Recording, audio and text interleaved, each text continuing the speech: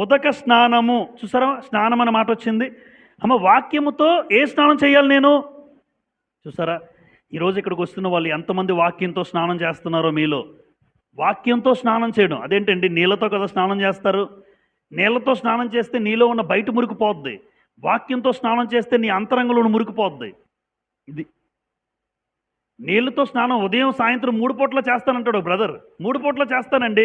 చాలా, ఎందుకంటే మనం బాగా ఆరోగ్యంగా ఉండాలి కదండి.